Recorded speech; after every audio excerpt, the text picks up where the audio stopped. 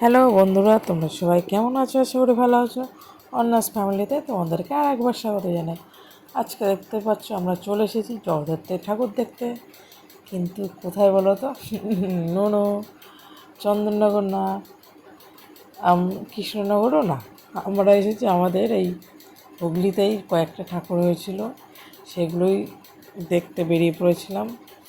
আজকে বড়মশাই বাড়ি ছিল, ছুটি নিয়েছিল, কারণ আমার শ্বশুরমশাইয়ের মানে আমার বাবা শ্বশুরের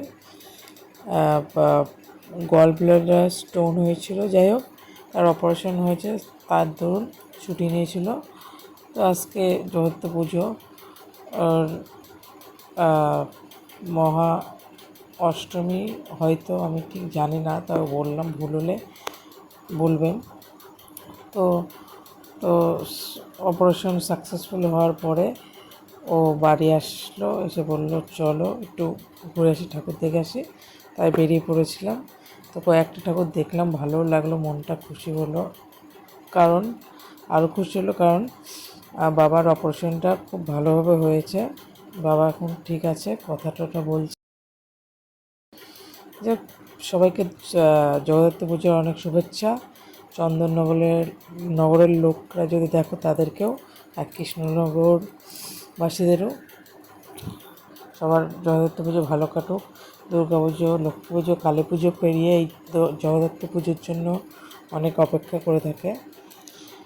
যাই হোক, আমরা এইভাবে কাটালাম দিনটা, ভালোই কাটলো।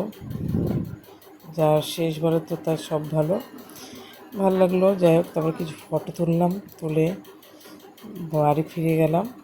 তার মাঝে একটু ফুচকা খেয়েছিলাম, তার ভিতর মেয়ের ঘুম পাওয়াতে আর বেশিক্ষণ দেখলাম না ঠাকুর। ভিডিওটা শেষ অবধি দেখো, আশা করি ভালো লাগবে। ভালো লাগলে লাইক কমেন্ট শেয়ার করতে পারো। আর যারা আমাদের চ্যানেলে নতুন আছো তারা চ্যানেলটাকে সাবস্ক্রাইব করে দিও। আর সবাই ভালো থেকো, সুস্থ থেকো। আর আমাদের সামনে বিজয় সম্মেলনী আসছে দুর্গাপুজোর, তো সেটার ভিডিও ছাড়বো। তোমরা কন্টিনিউ আমার চ্যানেলটাকে ওয়াচ করতে থাকো, আর সবাই একটু পাশে দেখো, আর একটু কমেন্ট করো, তাহলে আমি জানতে পারবো যে তোমাদের কেমন লাগে। অবশ্যই।